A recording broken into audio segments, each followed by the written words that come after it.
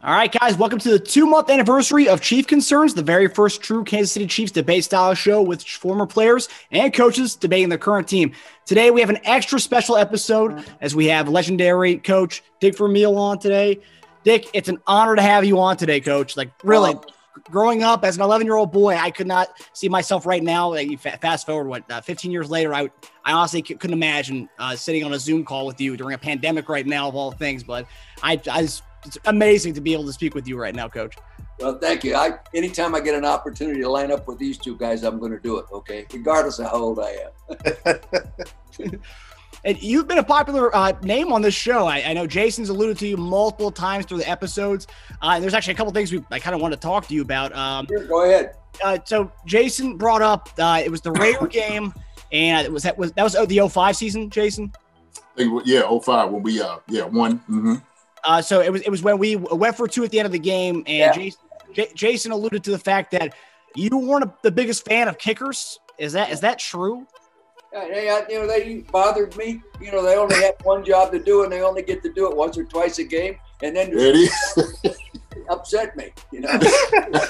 Just watch the games today. Even guys that are they're like the Philadelphia kicker. He signs a $20 million kicking contract over a 5-year period, and he misses an extra point and a field goal yesterday or Sunday. My God. Yeah. A high school kid wouldn't miss those. It's kind of funny because you were the first ever special teams coach in NFL history. So how were those practices with the kickers then? 1969. It was straight on kickers. Bruce Gossett and David Ray were my two. David Ray was a wide receiver from Alabama that also was a kicker. But Bruce Gossett was our straight-on kicker, full-time kicker. And, a 50-yard field goal then was a huge achievement, And now, my gosh, they popped those through like the old 30-yard field goal. Yeah. It was a good experience because nobody else had a special teams coach, and no head coach was giving other coaches time to coach the teams. So it was really easy for us to make a big difference each Sunday in how our teams performed. And it really made a difference. I think we won 13 straight that year. And then we ended up getting beaten in the championship game against the Vikings that year before the big games. Yeah. Wow. That's awesome. And the other story that Jason did tell was a specific bye week story. I don't know, Jason, you want to tell that one, or maybe Coach remembers where I got a lot of them. Yeah. So, Coach, what I was telling everybody is, when we had bye weeks, with certain coaches that wouldn't let you get away too far, right? We just wouldn't let the chain release it too far to get away because you just knew what we would do if we did. We had just too much time on our hands. Yeah. And so one year we ended up going out to Vegas, Tony and a couple other guys, and we were supposed to be back the next afternoon, and I ended up missing the flight. And so, of course, Tony swears up and down. He tried to wake me up. He basically he abandoned me, Coach. Let me put it that way. I'm just gonna say it, all right? Yeah. And so, look, as being friends, you gotta wake those guys up. You gotta make sure I'm on the plane. So whatever happened, I missed a flight, and so I had the dreaded call, right? Oh my gosh, I gotta call Coach. I gotta make sure to let everybody know I'm missing the flight. And so it's like the worst feeling ever. And when I called you, you just started laughing and chuckling like in your the laugh that you have, just so full of life and joy. And you're like, yeah, JD, you're gonna have to pay for this one. But you told, what though, Coach, you were so gracious because you just like, look, just be careful, get home on time, get back on, when you can, but you make sure you don't have to pay for this one. So I remember, when I first started, my first year back in coaching after 14 years in broadcasting, St. Louis Rams, and they couldn't play dead. We were so bad. And we get our bye, and I'd never had a bye before. So I kept all the players during the week and had extra practices. And then we played worse. So the next year, I gave them like 3 days off. Okay. Then the next year, I let them off. In fact, the next year we had the bye the very first week, and then the first week, which was great because it gave me an extra week of preparation for for the season. And right. went on and played. But from then on, I followed Andy Reid sort of set the tone for that. I think Andy Reid is, he's a great football coach and a great person. But anyway, he started allowing his players the whole week off and his coaches 3 or 4 days off. And they come back and win. I said, well, if that works good for Andy, maybe it'll work for us. And that's why I changed. In fact, the other thing you might not remember or even realize, from 2005 all the way through from 2001 through 5, we never went to the hotel the night before a game at home. That's true. That's right. That's right. I tell people that, and they think I'm lying to them. I said, to my knowledge, we never had a problem. My Super Bowl year with the Rams, that was the first time I ever did it. I just felt, it's time we do some things a little different in this league. And I told some coaches that they don't believe we did it. They really don't. Man. Well, it's the same thing because you treat us like grown men because we are. We have families and sometimes having that sleep in your own bed, does a lot. It really does. Well, I think too I think if you show trust, you receive trust. Yeah, right. I really do. And even and Eric, we always have a few guys who might be on the edge. That's true. Your roster is 100% clean. I've never been in a 100% clean roster. But you know who the suspects are. So, So, to my knowledge, we never had a problem. And we had a good winning record at home. And the players enjoyed it. And, the coaches enjoyed it. And I've said that to Doug here in Philadelphia and other people. And maybe they haven't coached long enough to realize sometimes giving players responsibility beyond the normal routine is good for them. Absolutely. Absolutely. Hey, Coach, you mentioned Andy Reid. What did you kind of think of this past year? Very similar kind of career as you. Went to Philadelphia, took the team to the Super Bowl there, didn't win, ended up going to a Missouri team and ended up winning a Super Bowl. What did that mean to you seeing Andy Reid hoist up the Lombardi in this past year? Well, to me, first off, Andy Reid has the disposition and temperament that he could coach for 50 years. He handles the highs and lows and the pressure extremely well. Extremely. That's hard to do over long periods of time. Very few coaches have done it. Belichick has done it, but it's tough to do. My emotional temperament was not conducive to long term. Okay. And I was a lot better by the time I got to Kansas City, but I know when you've been able to coach for 20 years in the NFL alone, and each year you critique your own job as a coach and a teacher and a leader, you gradually improve things unless you're an egomaniac and think you're never wrong. And I think he's critiqued what he likes to do and added to it and learned from others and put together an offensive package that is very difficult. Maybe one of the worst things you can do against Andy right now is get ahead early. Because all of a sudden, he's going to open up all these other things. And by God, he's got 21 points on in 4 minutes. And what the hell happened? I shouldn't have been up 14-0. And I think it's all because he's been there and experienced it so many times. And he's handled the lows extremely well. And he has handled the highs real well because he's not a big ego guy, and I think I have so much admiration and respect. The great story about that, you guys might know this. I get a call from Clark Hunt. He just lets the coach go and all this kind of stuff. And he calls me and I'm here in Pennsylvania. He says, Coach, I've had some issues with my head coaches and I can't afford to make another mistake. What would you do if you were me? I said, Clark, and I had a good relationship with the Clark family. I said, Clark, if I were, there's only 3 guys out there that can come in there and do what you have to have done. I said, one of them is Andy Reid, one of them is John Gruden, and the other is Bill Cowher. I said, any one of those guys are football coaches and leaders, and they've got the background, and they can come in and they'll get that thing going again for you. And he says, well, Coach, he says, I don't think John Gruden wants to coach again. And I'm pretty sure that Bill Cowher doesn't want to. I said, then go hire Andy Reid. So we have a conversation. He hangs up. 2 hours later, I get a call from Andy Reid. Again, I'm here. He says, Coach, tell me about Kansas City. My first 3 words were take the job. It is a great place to coach, a great place to live. You've got great ownership. They need some guidance. They got to get the organization put back together again so they're all working in the same direction.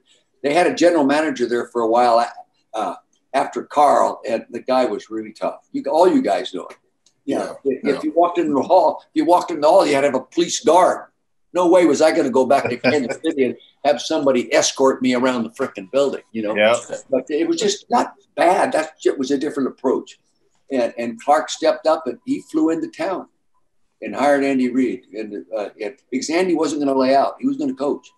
And what a great decision that was for him. It was. I'm happy with that decision. Yeah, me too. And Andy helped me a lot when I came back. I was out of coaching. And when I came back in, he helped me. I'd call him and visit with him. But other guys did too. I'd talk to him during the season. So I didn't know that story. So I guess Coach Vermeil is the one who signed the recommendation letter over to get Andy Reid to KC. I love that. Yeah. Well, sometimes, when you're in an ownership position, sometimes you don't feel the real pulse of what those guys coaching are all about. A lot of owners make mistakes. A lot of owners have made mistakes in hiring somebody that was an offensive coordinator somewhere, but is he a leader? Is he an overall program guy? Can he handle the structure and the discipline of the program? Can he get the personnel department going correctly? What kind of control are they going to give the guy? It makes a big difference when you get the right package together. Yeah, it makes a difference in just the title. I mean, you can't just be just a coach. You got all that stuff that you just named. Oh, yeah. It comes along with it. No question. Yeah. And Coach, I'll allude to something else also, because actually we all kind of made the same pilgrimage, because I started in Philly, came out to Kansas City. And and also too, when you talk about dealing with the media, right? Yeah. And so it became easier because, in Philly, how the fans are and the media, how they just get on you, man. You ought to be here now. You ought to be. You think I can't believe about it. Poor Carson Wentz and Doug Peterson. It's amazing. It's amazing. Yeah. It never changed, Coach. It never changed. So that's Philly for you. Yeah. Well, it helped me when I came back after the 14 years out to put all that stuff in proper perspective. Mm-hmm. And I told Doug this. Before you go into a meeting with the media after the game on Monday, prepare all the questions they're going to ask and prepare all the answers. And then go in there and give them all the answers before they ask the questions. Then all of a sudden the meetings, they don't know what to ask you.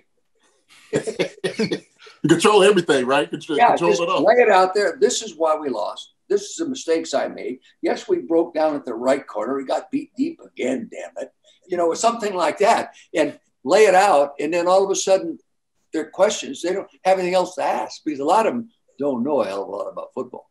Right? Yeah. So you mentioned that, Coach. I first off, I want to apologize because I felt like if I didn't play in our Indianapolis games, we could have won a Super Bowl that year. But I was hurt, ended up having back surgery immediately after that game, and that was the game that we didn't punt. Yeah. No, not one team punted. That's the only playoff game in the history of the league that needs it. And so right now, our defense isn't playing all that well, and our offense is just phenomenal. Yeah. Kind of like we were back in those days when we were on track to go to the. Yeah, the advantage the defense has now, Eric, is the pass rush is better. And they get sacks from different people. That inside defensive tackle, Jones, when he wants to, he can go get the quarterback. Yeah, he's a monster. Yeah, and, he's immature a little bit, I think. And sometimes he's not as consistent as you'd like him to be. But if they stay on his butt, he's going to earn every dollar because he can disrupt you inside. And then the outside rush, they've been able to get pressure on people. And we were never able to get pressure without putting too much pressure on the defense itself. And that really hurt us. And in that ball game, remember, Brees breaks a long run, and the guy comes up from behind him and knocks the ball out from behind him. We're going to the red zone. Jeez, yes. A lot of things. And the other thing is, Peyton Manning's beaten a lot of people. He has beaten a lot of people.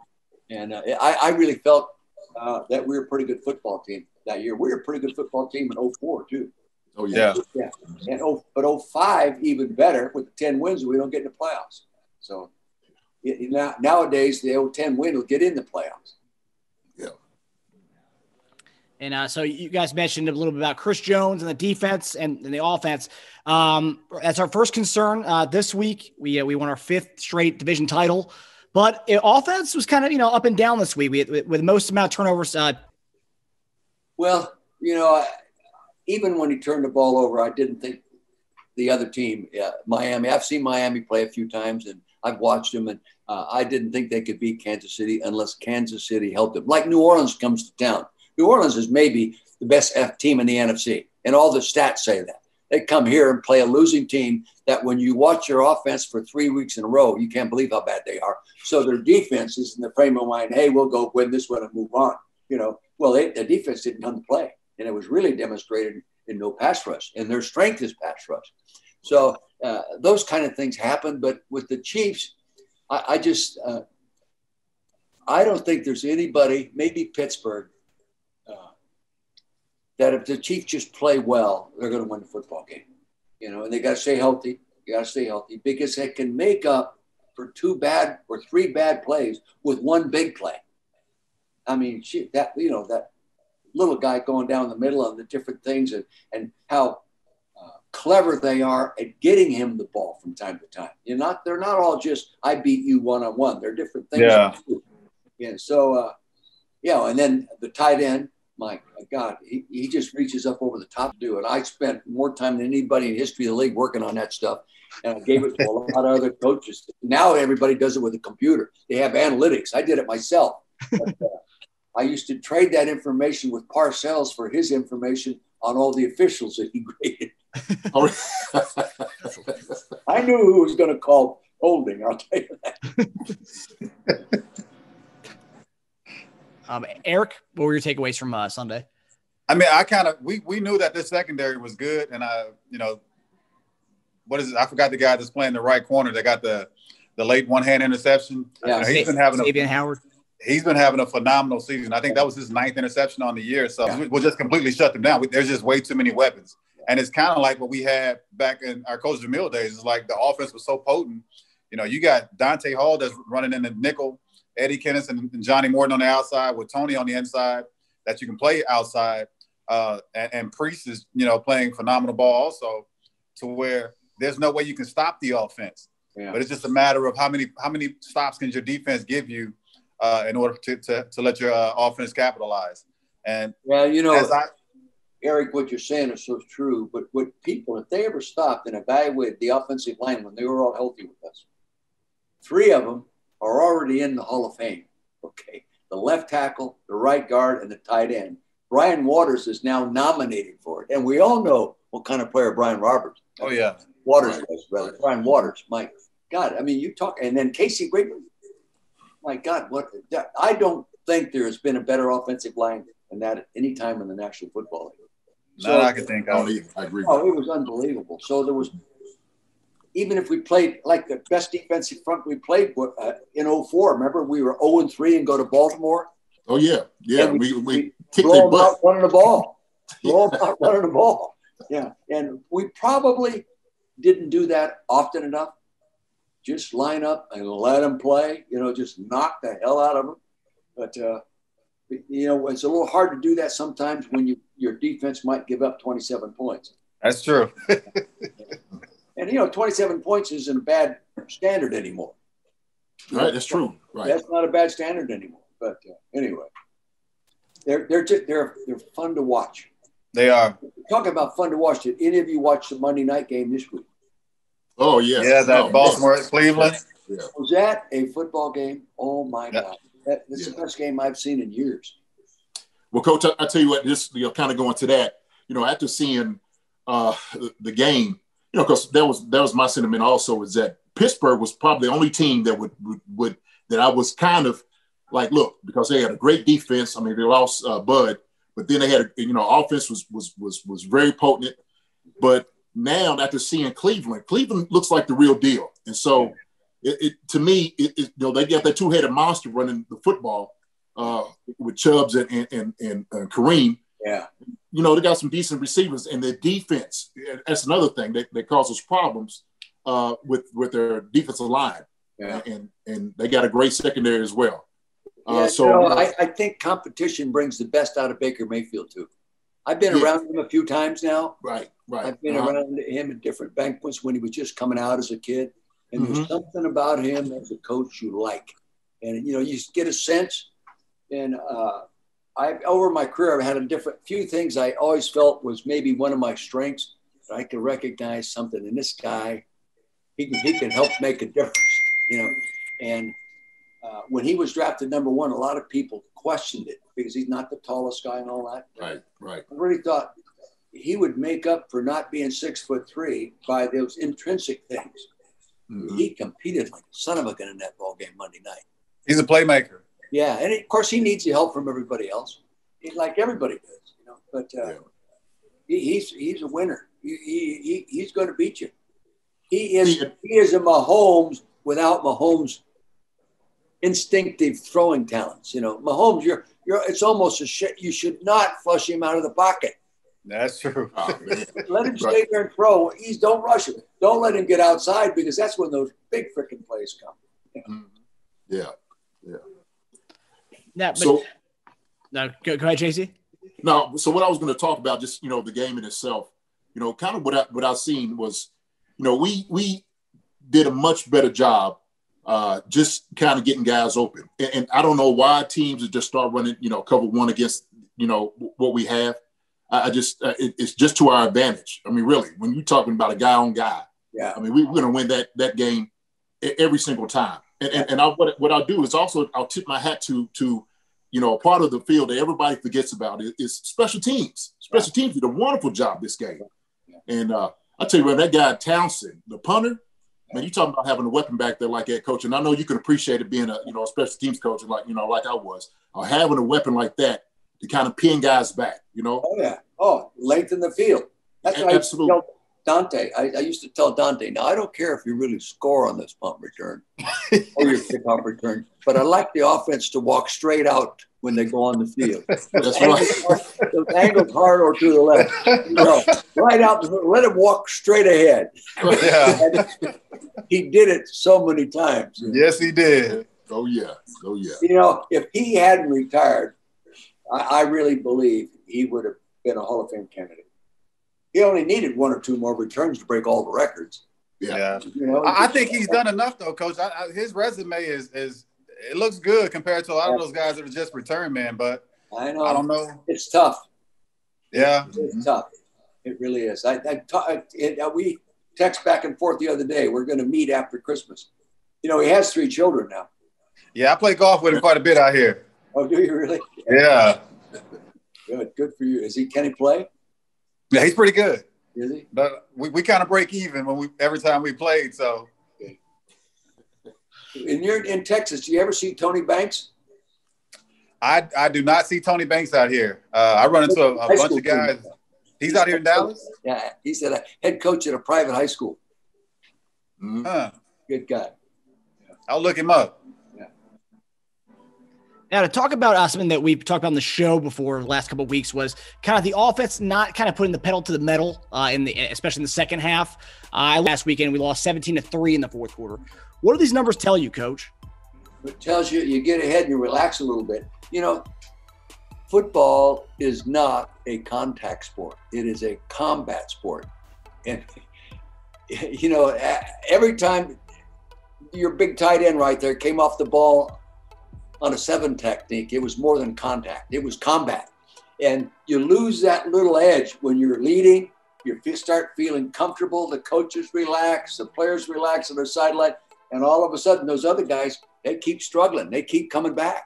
And I think that's the reason. Fortunately, in those situations, Kansas City's far enough ahead, it doesn't make any difference. It just closes the gap.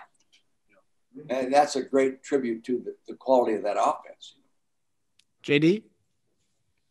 Yeah, you know, when I see, you know, some of the struggles and you know, I wonder, and no, really, they've been struggling all year with this, and it's the running game. And I keep going back to, you know, how we were, you know, they don't really have a guy when you need it to get those hard, tough yards. I mean, they do in Le'Veon Bell, but sometimes they get, Clarion, and he's not that guy. He goes down one or two hits. And so what you want to do at that moment, you want to eat up the clock a little bit. And sometimes when you don't have that, then you got to get a little bit more, creative in what you do. And so what they started doing a little bit more screens to the side and kind of get the ball in guys' hands where you're not stopping the clock by having a incomplete pass. But then, like Coach said, you if you're so far ahead, guys start relaxing a little bit. And Coach is absolutely right. I mean, it is a combat sport. So if you're not getting that contact, it's like, look, you got to soundly beat. I mean, at a certain point, it was like 30-10. So, yeah, guys was like relaxing. They started, unlacing their shoes, drinking a little bit more Gatorade and telling the buses to get ready. Yeah. So that's part of the problem. But with that running game, man, it's still something that it has to come and we have to do. And that offensive line's got to do a much better job. Yeah, and consistent, regardless of what quarter it is. That's right. Mm-hmm. The other thing, guys, JD, Eric, it's tougher today to develop the consistency within the frame of mind of how you play the game because the practices aren't like they used to be. It's true. You're right. Training camps, they don't have double days and pads anymore. No. So if you take a guy that's a good football player, but not naturally intense, tough guy, but he plays, he's all right. It's hard to have enough naturally intense, tough guys on a roster to infect the roster. But you can develop some of that in your training camps. And I was always accused of working guys too hard and too tough. But part of the reason was help them get tougher, and get tougher. Example here in Philadelphia, their offensive line has never started all year healthy. The only one guy, Kelsey, his brother, center, is the only guy who started every game. I mean, it is a mess. In 7 years here in Philadelphia, and you lived in Philadelphia, you know what kind of city it is. 7 years here, my left tackle and right tackle combined missed 2 games in 7 years. But I'll tell you, our practices were tough. But so game time, they were prepared for the toughness and the natural instincts. They had block 7 techniques in a tough, not 100% tempo, but a 90% tempo. And they're used, and their bodies are conditioned to leveraging themselves and that. And today they're not. And even first off, they play the game standing up. Everyone's up like this. Right. The Eagles don't even get in a 3-point stance. They stay in a 2-point stance all the time. There's some good that comes out of that. But the thing is, a coaching staff can't help develop toughness on the practice field anymore. They just, and we tried to do it. We tried to do it. Help guys get disciplined to a tougher tempo all the time, Even at the Chiefs, our practices were good. And there were some days were better than others. I'd get pissed off at Willie,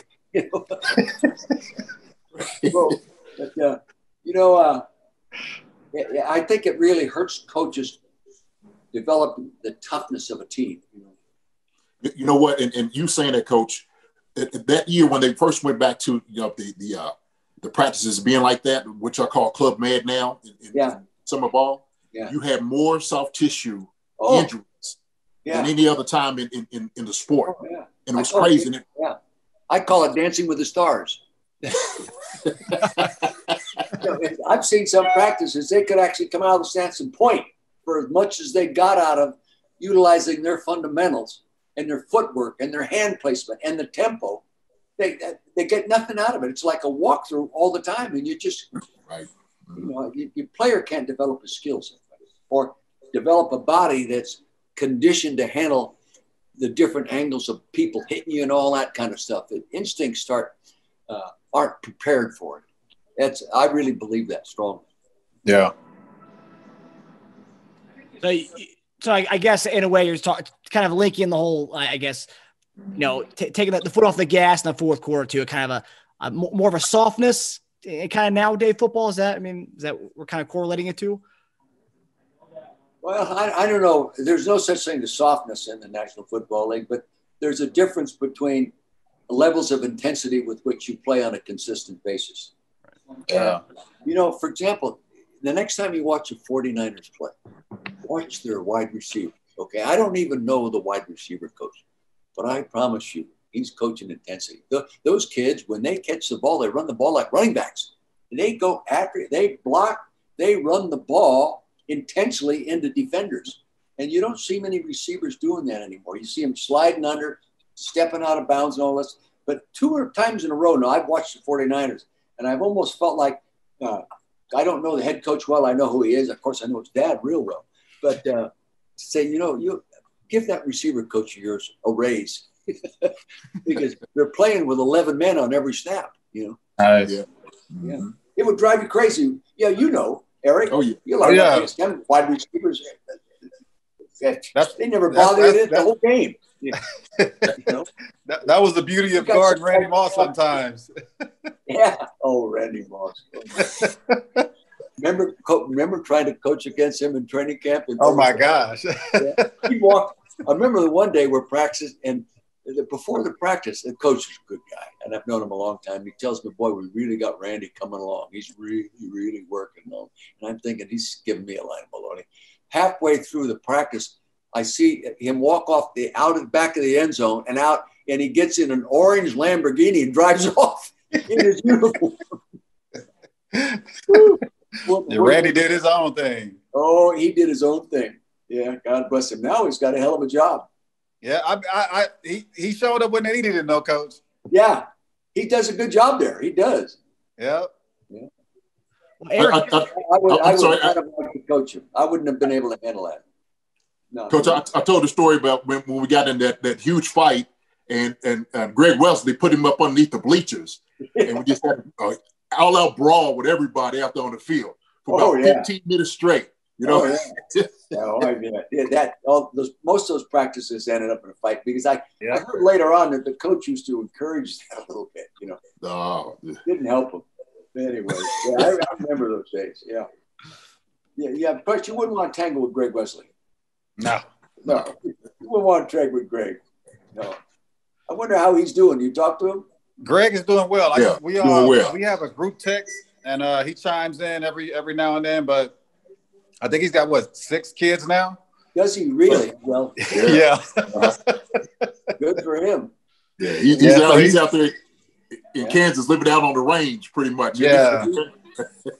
So the best part is he's really involved in their life. So he's wonderful. Becoming a real good dad. That's wonderful.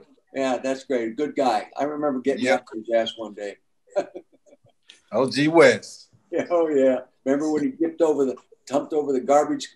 I gave him a fine slip, and he got all upset, and he dumped over the garbage can. I used to, as a younger coach, I used to get pissed off all the time, but I didn't as an older man. I remember blowing my stack on his when I saw him do that. In the meeting, I remember that. Embarrassed myself. Well, Eric, you told me that story that one time at practice where I guess the offense was kind of handed it to the defense, and then Wesley kind of laid out Priest Holmes and Coach. Oh yeah, got mad. First thing, Coach Vermeil said something. That's when you call Priest Holmes the ticket. Like, we don't. That's our ticket because Priest, he was our best player, overall best player. Oh, yeah. As good as Tony was, Priest was our phenomenal, number one player on the team. So position, So we were you could almost put Priest in one of those yellow, what do they call those things, that beanies that the quarterbacks have to wear. Because we really couldn't hit Priest, and we understood that as a defense too. The guy was having a phenomenal career in Kansas City. But you guys on defense knew that for the most part, and we would go hot thud, but they would always make sure they didn't go too hot on Priest. Now, Larry Johnson comes in. He used to whack him around. Oh yeah. The defense made him mad. They'd whack him pretty good. He'd have his head ringing every day. Yep. But then he got so he could deliver it. Yeah. I wonder what he's doing. Larry, he's in Miami, right? Miami, living a good life. Yep. Good player. I helped him get a job with the Redskins. Okay. And because what's his name was the head coach. And got my mind. It's hell to get it 80 years old. But anyway, 84. But I got him. They signed him. And in the last preseason game, he looked really good. I mean, I thought, bang, and he got cut. Was he under Gruden? Was it Gruden? No. Was it Shanahan?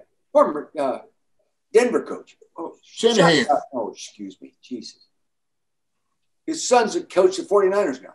Yeah, Shanahan. God, excuse me. Yeah. But Shanahan was, and I've known him since he was a kid. And I'd call him and, okay, I'll give him a shot. And then they cut him. And he was the best player on the field the last preseason game. I couldn't figure it out. Now, going back to this team, so this year's kind of unique where there's only one bye for the AFC and the NFC. There's only one team that gets a bye. Now, this week we saw Pittsburgh lost to Buffalo, so now we leapfrog them into the 1 seed. How important is this year than most years? Obviously, most years the bye is important, but this year, how specifically important is it for the Chiefs to get the bye in this year that one team gets that? Well, we all have another dimension to think about today now. Eric, you know it. JD, you know it. Is you got a week bye. You got to stay COVID free. Yeah. See, it's harder to control a week bye. What everybody's doing every day. So you really got to trust your players. They really got to use common sense to stay healthy and do the right things right. Otherwise, you go the week bye, you come back, you're going to be sick. Yep. Right now. So that would be the only negative. The week bye for me was always physically refreshing for the players. And also the coaches, because they work their butts off. You're going to bed at 2 o'clock in the morning and back in the office at 7. They're not, it allows you to freshen your mind, but the players allows them to freshen their body. And I'm really for the bye. It's so beneficial for a physical standpoint. Yeah, I agree too. So having that going into the playoffs is very well beneficial to help your body, ease your mind, and get prepared for who's to come in the second week. So, well, you guys know better than I. How many times you line up and play, and you were sore on Sunday? Oh, heck yeah! In pre-game warm-up, you were just starting to feel better from last week's game or practice, whatever it may be. But with the week bye, by the time you play that next game or you go back into practices, all of a sudden your body is fresh. I even noticed, I still work out a lot, and I have a nice weight machine in there. A week ago, I took a week off my 3 days of lifting. I took a week off. The only time I ever take a week off is when I'm on vacation. So this time I decided I'm doing it. I came back Monday after a week of the 3 days of not lifting. I felt so fresh, and I felt stronger just because my body caught up with it. And I started thinking, God, I should have incorporated more of that in my thinking in preparing a team to play, because I know with the Eagles, I used to wear them out. I wear them out toward the end of the season. You keep thinking I can make them better by working them harder. And sometimes you make them worse by making them tired, Anyway, you live and learn. Yep. Coach, I'm going to ask you real quick. Do you remember, so when we had our bye week, and we were kind of practicing a little bit, and so I ended up coming up to the office to come talk to you. Mm-hmm. And so, I'm sitting there like, hey, Coach, we've been out here. It's our bye week, been out here practicing a little bit. And, some of the guys are grumbling a little bit down in the locker room. And, of course, you just start laughing. Like, look, JD, you about the fourth guy that's been up here in my office. I was like, oh, really? He's like, yeah. He's like, no, but I hear you. And I think that's important, because it is a balance. It really is a balance during the bye week. How do you rest the team? Don't rest them too much where they, come back rusty, right? I didn't even think about the element that you talked about, just the COVID, of just staying healthy in that respect. Yeah. But we remember when Baltimore they had that week off in the bye week, and they came back and it was just so rusty they couldn't do anything, and they looked like a team that was like that had rust on it. Yeah. So you got to play it just right. You got to have a good measure as far as like what your team can do, how much time you got to give off. 4 guys to do that. So JD, my last year with the Rams, we won it all. It was the only year you win the championship game and you play the Super Bowl next Sunday. We didn't have a bye. And because we were on an airplane, we played the championship game Sunday, 3 o'clock the next day, we were on a plane flying to Atlanta, Georgia. And boy, that was really tough because the media interference and the Super Bowl interference and everything, it was impossible. But I jokingly say, well, it gave me less time to screw them up. So we went down there and won it, you know. But that was it should never be done that way. It should never be done that way, especially that game. Yeah. Was there no Pro Bowl that year? Why was it played the following week? Oh, the Pro Bowl was after the Super Bowl in those days. Right. Yeah, in Hawaii. More upscale back then. Yeah. Well, the Pro Bowl used to mean something. Now I can't watch it. To me it embarrasses the game. I agree. You know, it just I can remember going to Pro Bowls in Hawaii as a visiting coach, not coaching it, but just as a break and all that kind of stuff, and watch those guys compete in the good against the good, and they'd take pride in playing well against another great player. That's right. Now, and I can understand it too. Now it's just everybody plays to make sure they don't get hurt in the game. You know, it's almost touch football. Basically, just entertainment. That's it. Yeah. Well, Coach, you got to realize now there's a lot of money out there too. Oh, I know it. You know, so you got to be a little careful. Guys are kind of I went one time. Careers too. Yeah. People always ask me who was the finest player you ever saw play. I say Reggie White, because I went to a Pro Bowl once and watched him play a game on defense against all pros, and he dominated the game. He dominated all pros. Now that guy's a Hall of Fame player. Yeah, absolutely. Yeah, absolutely. Coach, what's your take on players in college who are deciding not to play in their bowl games for similar kind of reasons, where they don't want to get hurt for the upcoming draft? What's your take on that? You know, I would prefer, because of just respect and gratefulness, to stay and play. The schools, you know, I get a kick. They say the schools don't give them any money.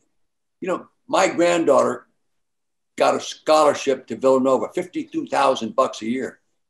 She's graduated now with honors. She can't get a job that pays her $52,000 a year. You know, so the players are getting paid, you know, and they're getting an education too. I'd like to see them play it out. I really would. Now, they could get hurt, no question. They could get hurt, but I still think they almost owe it to the school and to their teammates. Now, their teammates want to win that bowl game. You know, all of a sudden, it's not important to them because you got a chance to go. He's going to go to the NFL anyway. Maybe he goes through the bowl game and has a great game and raises his status in the draft, you know. So I don't know. I would prefer that they don't allow him to do that. It'll never happen. No, it'll never happen. Yeah, I feel like, at least for me, that it's kind of off topic, but for basketball, for example, I mean, allowing these guys to go play 1 year and they come out right away, I think it kind of loses its luster. I remember I was watching the NBA draft, and I didn't know some of these players. You know, you don't really get connection with these guys. Whereas in college football, we see these guys for 3 years at least. We know their stories by the time they're drafted. It doesn't lose its luster. Whereas basketball, it's becoming more of like baseball, where you don't really know these guys' stories. So I think that all kind of plays with it. You know, I think Eric and JD could tell you too better than I could. Sometimes I think it's the positive influence of the agent that sets the tone for what they're going to do and when he should get a drop and get out. Get ready to draft. And sometimes those guys also overestimate how good they are. You know? Yeah. There have been guys come out early that didn't go quite as high as they thought they were going to go. I kind of represent a team right here that do a lot of guys in basketball to come out that completely not ready. Yeah. But, you know, like you said, the agents come and tell them, like, look, you know what? You play at UK, you're going to be a high draft pick, or you're going to be a lottery pick. Yeah. And then it doesn't work out, you know? Yeah. And then it's a shame. Yeah. So probably are situations when a coach might say to a player, you know, you've had 3 great years here or 2 great years. It would probably be best for you personally, and give them the choice. But you picture, you know, you guys have mentioned Priest Holmes a number of times. JD, hell, you were as influential in the positive of his career running the ball as anybody. And then you could come to the last few games of the season, or and you walk up to Priest and say, well, you're on your own for the next 3 games. I'm getting out of here. You're doing that. No, I couldn't picture you doing that. No. But there are people that don't look at their teammates in that vein. You know, that hey, we are brothers in this thing. You know, we're together in this thing. I don't know. I'm a little old fashioned that way.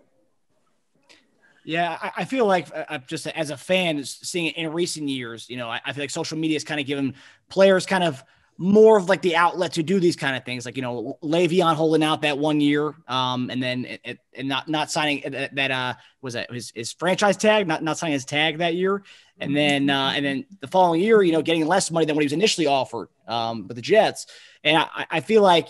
Maybe it's a sign of the times. Maybe the players have more, you know, that maybe the agents are giving them this different outlook. I mean, what do you guys say to that? Yeah. Eric. Well, it's the same thing with the whole guy with the kids holding out. You know, do you see a situation where you've seen some of these guys that play, whether it's the last game before the championship game or they play in that championship game, and they end up getting hurt, and then they think that they've lost their value going into the draft. I don't have an opinion on it because I'm not in that situation, being in that situation. And if I was a lottery pick, talked about it, that's kind of what Coach alluded to, because those agents kind of put those fillers out there to those players, say, hey, you're going to be, going this on the first day, which is the top 3 rounds. That's big money that you're risking out there. So we think it's best for you to sit this season out. Or you get it from your parents. We think it's best for you to sit this season out. I never thought that way as a college player, to where I think it's best for me just not to play in this game, just to risk an injury. I'm like, Coach, I'm older, or me and Jason are both older. So we got that old school mentality that you play alongside the guys that you came in with and until the end. And that's the way I think. But again, it's like so much of our world is so different now because of social media, and everybody else has an opinion. Yeah, everybody can see. Yeah, good point. Everybody can see everything, to where you get input from every situation, and you get to see how this other kid has done with his career, and because somebody else has gotten hurt. And it happened with the Bosa kid, to where he didn't play. He still ended up being a top 3 lottery pick, and he's having a great career. Yeah. So it can hurt you in some ways, and it can hurt you in others. So. And in Jason's case, those Kentucky players. Now, when you're a scholarship guy and you go play 1 year and you think that you're good enough because some agent told you you're good enough, and all of a sudden you go to the NBA and you end up not making the team, well, you can't go back to school on that scholarship. So now you're screwed. Mm-hmm. So now you don't even have a job out there. You got to go try to play D-League or overseas to try to make a living, when yet you could have, made use of this scholarship that was given to you. And I understand that there's so much money in sports now, to where it's hard to walk away from. It's so hard to turn your back on. And when that kind of money's thrown at you, you look at where you came from, your background, and what's ahead of you. Yeah. And your first thought is, I'm jumping on board of what that contract is going to look like. Yeah, I agree with what you're saying, especially in principle. But JD, you mentioned Kentucky player. Last night I was at my inside linebacker from the Eagles house for dinner. He's a Kentucky guy. He actually played freshman basketball for Rupp as well. And his brother was a starter for Rupp at basketball. Their name was Frank Lamaster. Yes, Frank. He played all 7 years for me. He's had 4 back operations in the last 2 years. I mean, he's struggling. Great guy, just a great guy. His wife had us over for dinner last night, and we had a good time. But he's a loyal Kentucky guy. Yeah. All right. So as we were on the show, I saw on Twitter that Drew Brees is designated to return to practice this week. So how does this kind of change things as we play in New Orleans? I know it doesn't have the same luster because there's going to be no fans there, so it's easier for the away team this time around. But how does this kind of change, I guess, us going into a game planning for Drew Brees rather than a Taysom Hill? Well, the worst thing that happened to Kansas City was for New Orleans to come in here and play poorly. They were not emotionally ready to play. I mean, it was glaring. And Peter Junta coaches a secondary in New Orleans, so I have some insight there. I talked to Peter. Yeah, and they just play. That was it. And, you know, it happens to almost every team, at least once a year.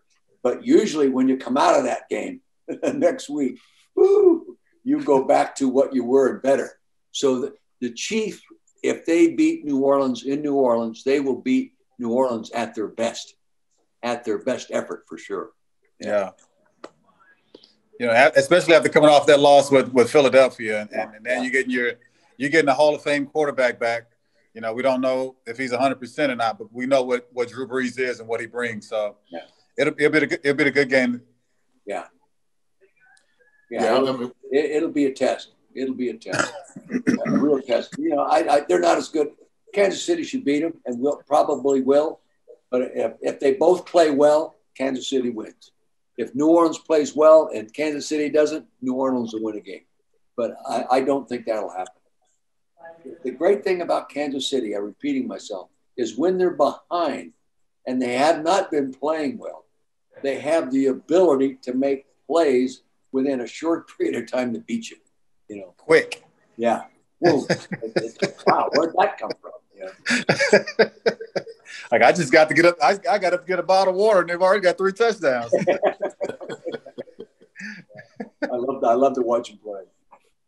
I was there last year as the guest, the drum beater in December when they played Denver in the snowstorm at the end of the year.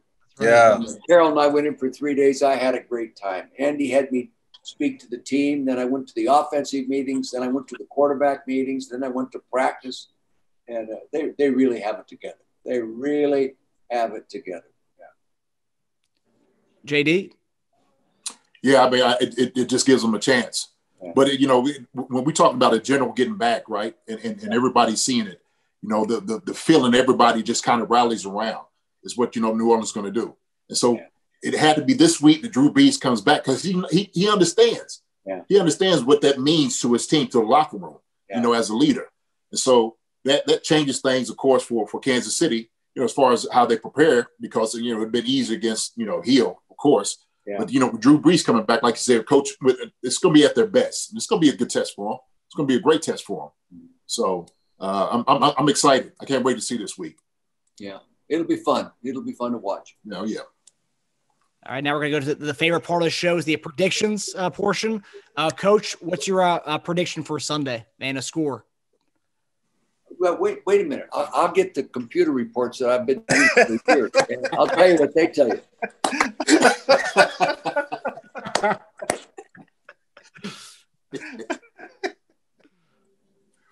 He's gonna go do it too. Look. I see. I love it. You know what's scary about these reports? When this guy started this program, he has passed away. It started it. It was 1969, and George Allen assigned me to help this guy who was a statistician take numbers and put together that would be meaningful for football. Because he was not a football guy, but he was a statistician. And then later he went and developed into great reports, and then it turned into computer reports. And I didn't like to, when I finished coaching my career at Kansas City, I didn't like to see it because they didn't always pick the score correctly, but they were right about 8 times out of 10 on who was going to win the game. So that's right. I never like going into a game, no, I'm going to get beat. You know, but New Orleans game here, it says, where am I here? Green Bay? No. New Orleans, Kansas City, New Orleans winning by 3. Wow. That's what it predicts. Oh, wow. Let me give you Kansas City predictions. Let me show you this. Here's Kansas City Chiefs. Okay. Kansas City Chiefs. They were in the very first game of the season. They picked them by 8 before just using last year's number. They won by 3 against Baltimore. Win by 1. They won by 14. New England win by 8. They won by 16. Las Vegas win by 11. They lost by 8. They were wrong. The next week, Buffalo by 4, they beat them by 9. The next week, Denver by 10, they beat them by 27. New York Jets beat them by 21, they beat them by 26. Carolina beat them by 11, they beat them by 2. Las Vegas again beat them by 8. They beat them by 4. Tampa Bay beat them by 1. They beat them by 3. Denver beat them by 14. They won by 6. Miami says win by 2. They won by 6. New Orleans lose by 3. Los Angeles Chargers next week win by 12. They were wrong on the twice on picking. Now they didn't have the spread properly, but especially toward the end of the year, it's amazing how close it becomes. It's amazing. That's awesome. Yeah. So they got New Orleans winning. They have New Orleans winning the game by 3. I don't think so. I was going to say 30-24 Kansas City. Yeah. Well, Kansas City's going to score. Yeah. They're going to score some points. And I can't see Priest coming back. If he is coming back and play the first game back as well as he had been playing prior to getting hurt. Very seldom does anybody ever do that, regardless of position. Regardless of position. You come back that first game after being injured, you haven't practiced, you've been rehabbing, and now line up and play. And nowadays, 3 days of practice, they don't do that much. So I believe Kansas City will beat them. Yeah, I agree. So mine is 30-24 KC. Jason? I'm looking probably 31-28. I really am. To me, when I'm looking at this, you had to deal with the fact that what you do to negate what Kansas City does is keep Mahomes on the sideline. Keep Mahomes on the sideline. So you got Kamara, who's just an absolute. He's a beast. He's a handful back there. And so they're going to try to eat up the clock a little bit. But New Orleans, they have the exact same kind of setup. They can score quick. They really can. You said 31-28. Well, when it goes to the other report and it gives an actual score of the game, they say 31-28. Okay, really? New Orleans, yeah. He's got the same book you got, Coach. Yeah. It's funny that's the score it gives because the Vegas has the line as it would be the reverse, but it has the Chiefs as a 3-point favorite right now. So it's kind of the reverse of that. Yeah. It might come down again? Who's plus in turnovers? And this because when the two teams are even, it is tough to make up the difference in a turnover. Mm-hmm. The other thing, I get a kick out of this. Everyone's talking about how coaches gamble and all that now. Boy, they're a risk taker, all that. When you take that risk and you win, you are a freaking hero. Right. But I'll tell you, for example, Kansas City, they've only made 33% of their fourth down attempts. And they've tried almost more than anybody in the league. And I think at the end of a long period of time, you start averaging out how many times you gambled and it hurts you and it costs you a game over it help you and you win the game, you're going to be behind by losses. You're going to lose more. Geez, I see that in every game. I said, what the hell are you doing? First thing you got to do as a coach is give your kids a chance to win. Yeah. Let them go win the game. So, if it was a sure thing, they'd call it sure thing taking rather than gambling, Right. Well, I guess part of it, the fourth quarter, those chances are always like, you're behind, right? So, it's desperation. Yeah. Some of those, you got to go. That's totally different situation. Yeah. Some guys are going for 2 now the first time they score. Yeah. Doesn't make sense to me. Coach, what do you think of the rule change proposal that I think I got maybe only a couple of teams voted for it over the summer was the getting rid of the onside kick and doing a 4th and 15 instead? No, I don't. In fact, they've hurt the kicking game. No one ever gives you a stat at how many guys got hurt covering an onside kick or covering. Yeah, the kickoff return is a waste of time almost today. They kick him into the end zone. It's just, those big plays is what made the game what it is today.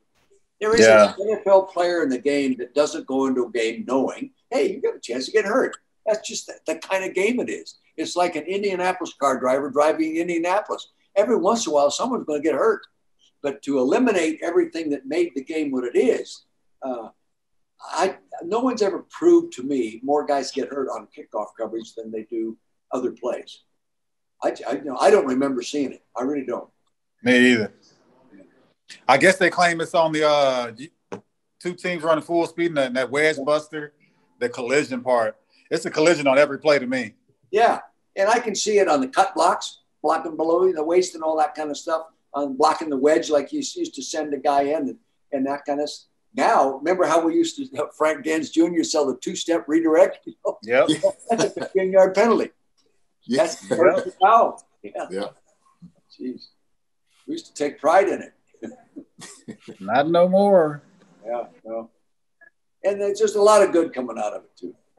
But there's more injuries today than there's ever been.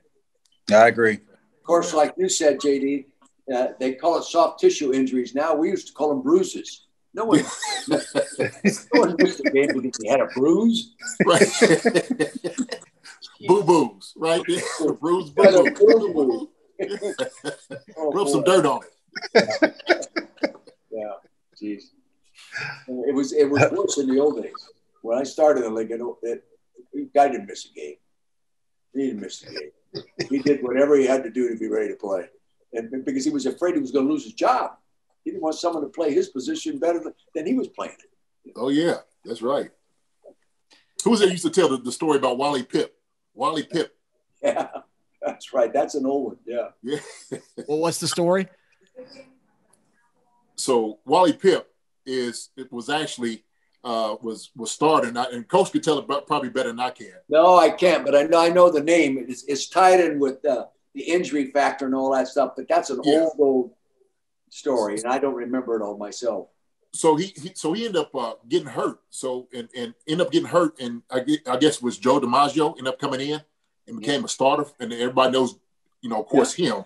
And then Wally Pipp's name, they don't even know who he is because he got hurt, and he sat out, and he never started again. And that's kind of like that's happened in football. That has happened in football too. Not often, yeah, but it has happened. All of a sudden, some guy get in there and play.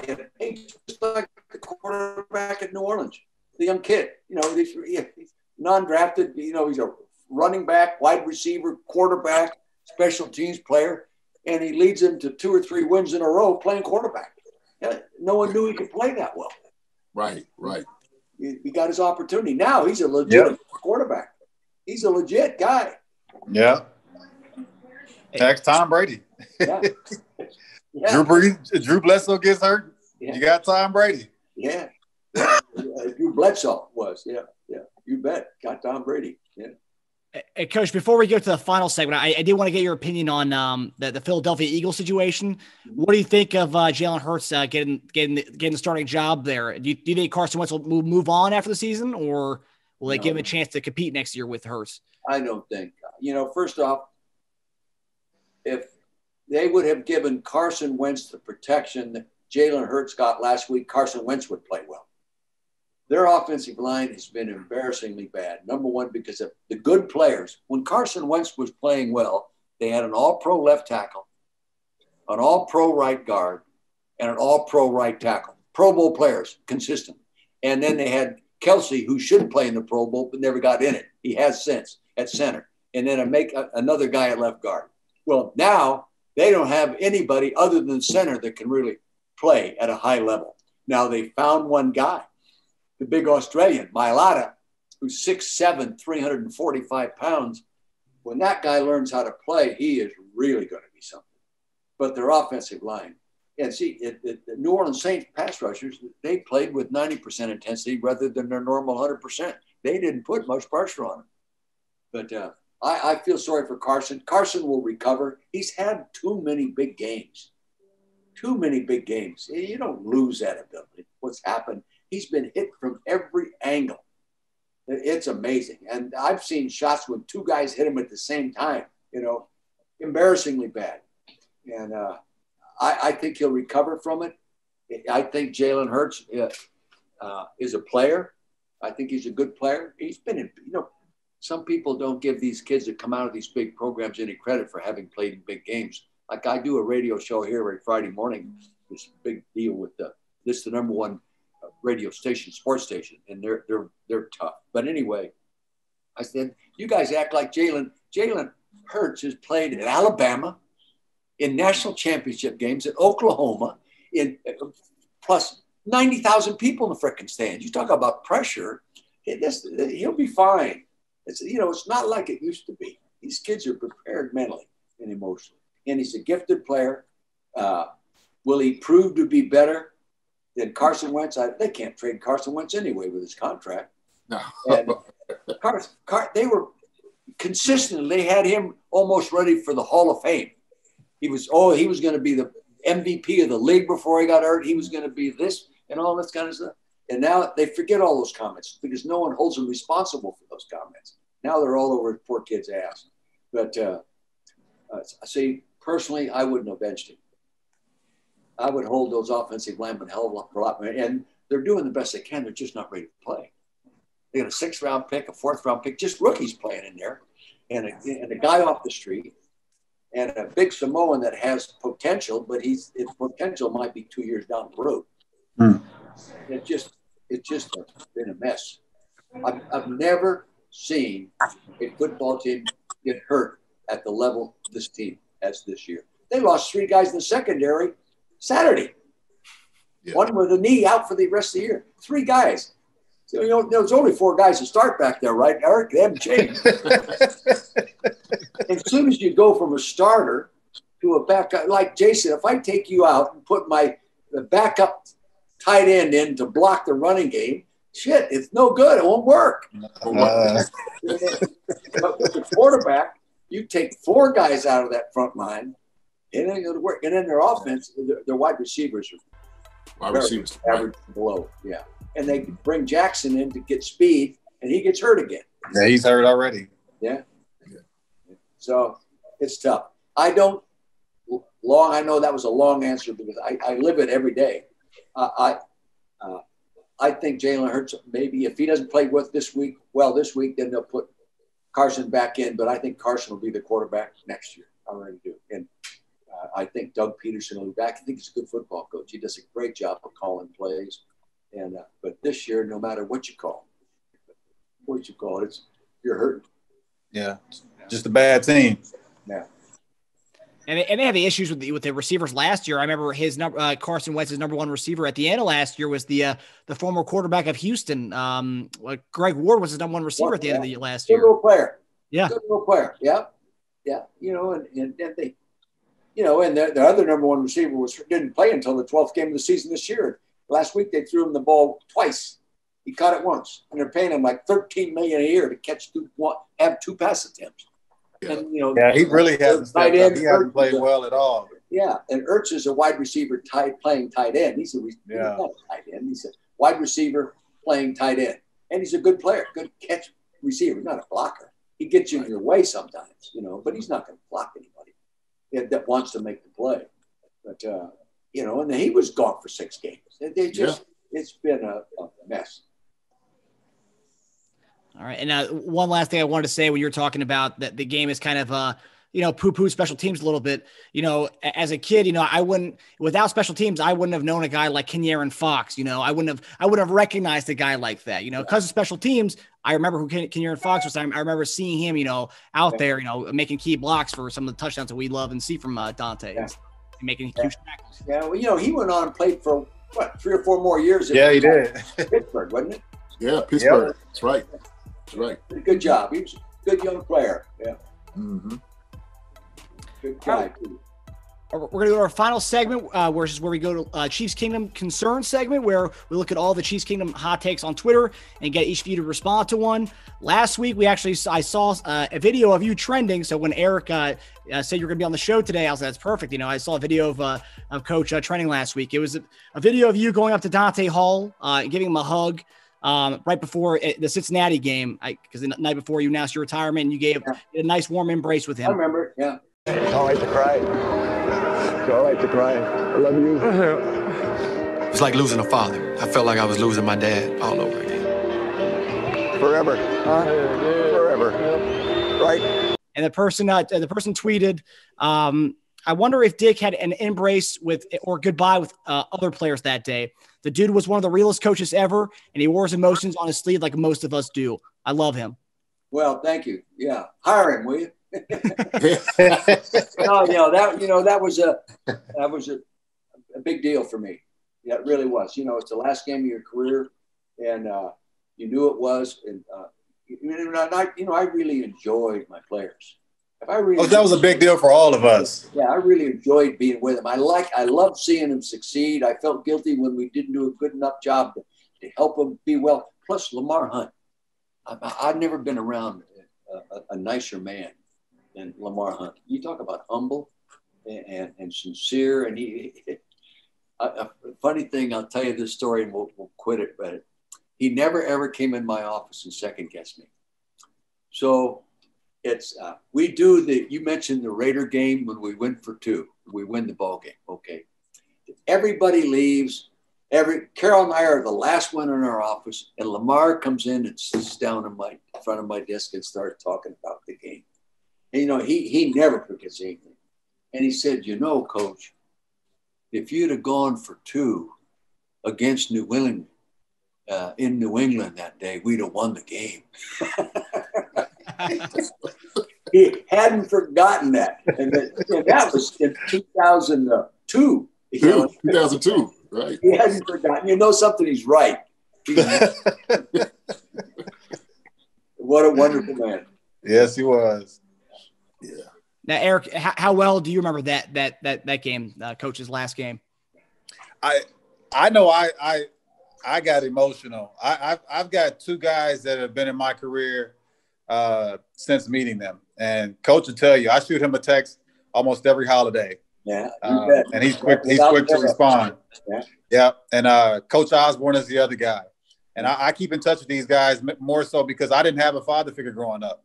And having those 2 in my life and giving me the direction and the opportunity that they gave me, I try to do my best to keep in touch at all costs.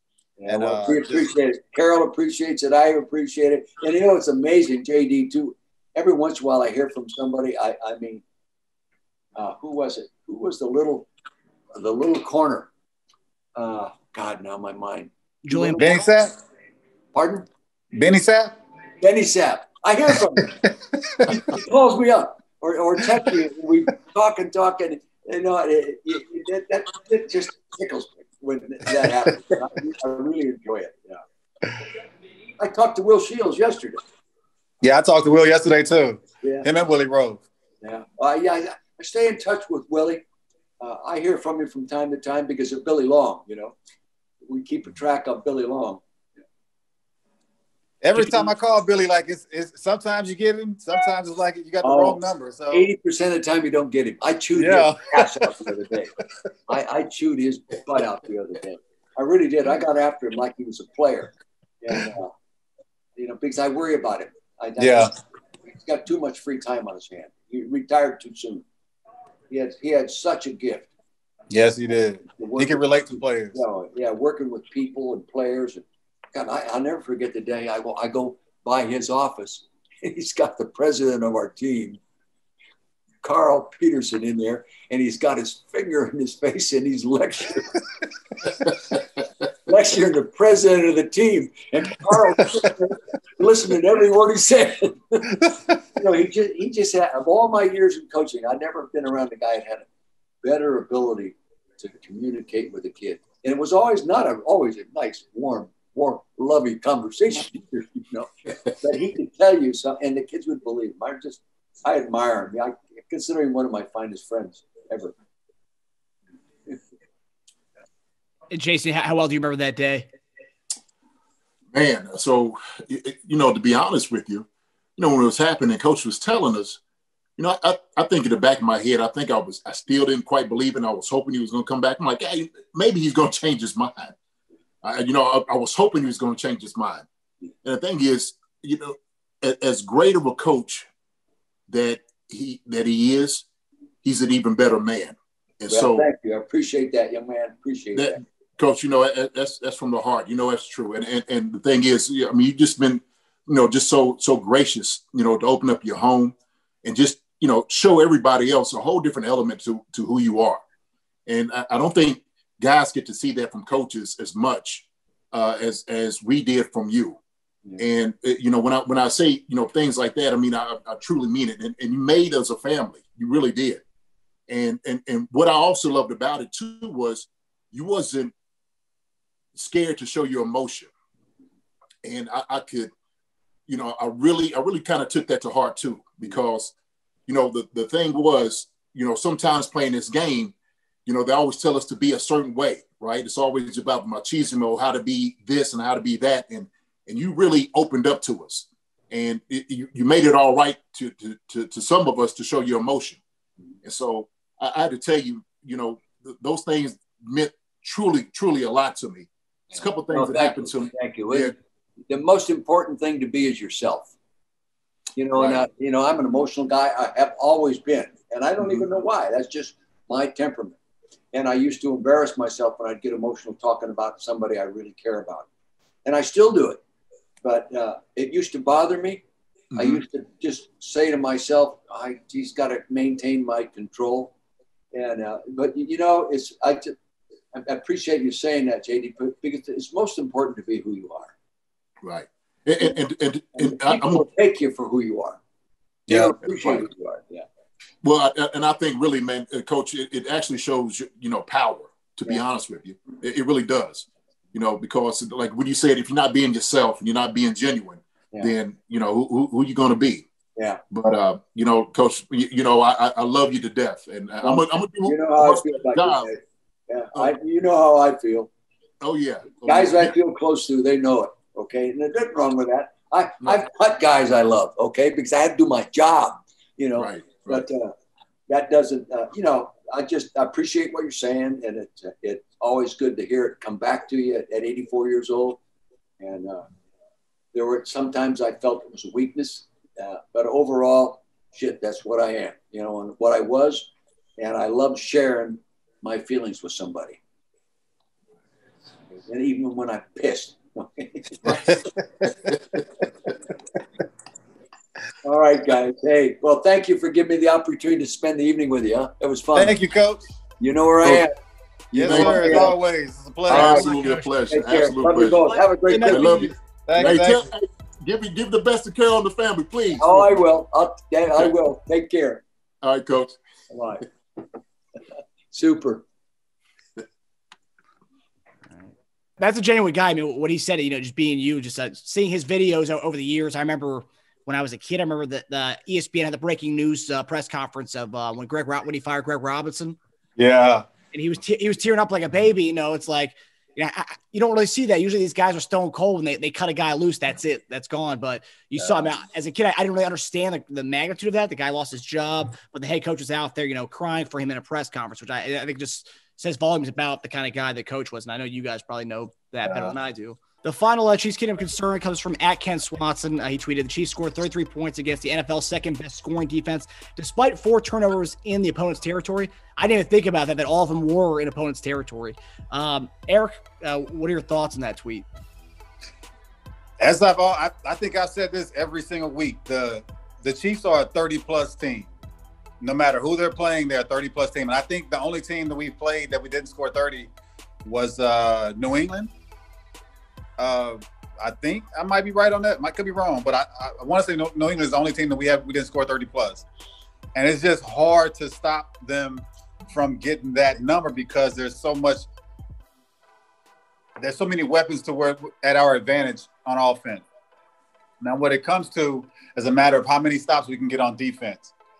As of lately, well, basically as of the season, we haven't gotten the best production from our defense. I don't have an answer to that. I don't know how to come up with an answer to that. We just got to play better. I'm not here to sit here and scrutinize the guys that are out there on the field and say what he needs to do and what he hasn't been doing.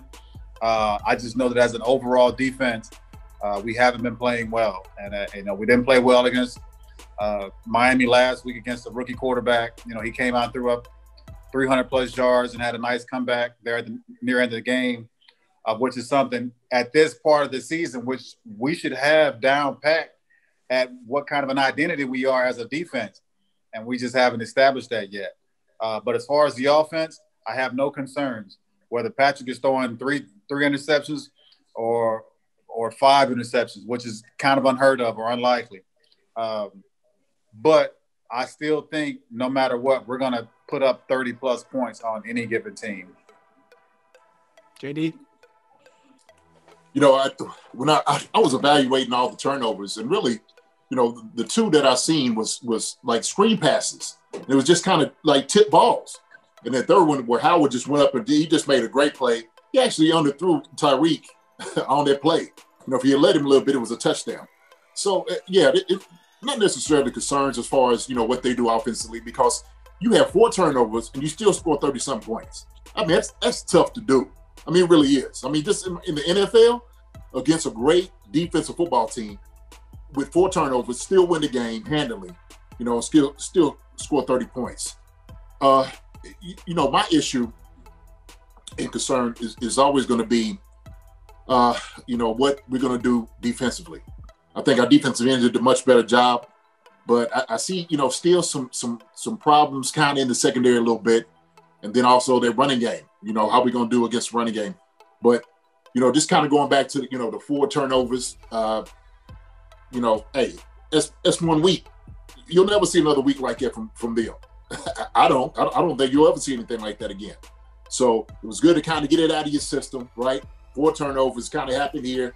But, hey, guess what? You know what? Dust yourself off, come back for the next week. So I think they rectify that. Right, and the coach kind of alluded to, that New Orleans is going to come back. They lost last week, so they're going to have a kind of fire under their ass when they kind of play this week.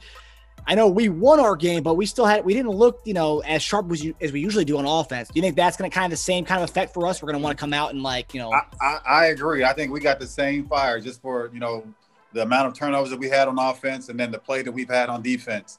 But then again, just knowing what we got basically at our advantage, and that's home field right now. Knowing that we got this advantage of playing home field and a bye week, that we can control and hold on to that. With playing better ball, I think we step our play up. We play better. We polish some of those mistakes that we had, and defensively, I think Chris Jones is stepping up. He played well, at least pretty better than he has been in the season with this Miami game.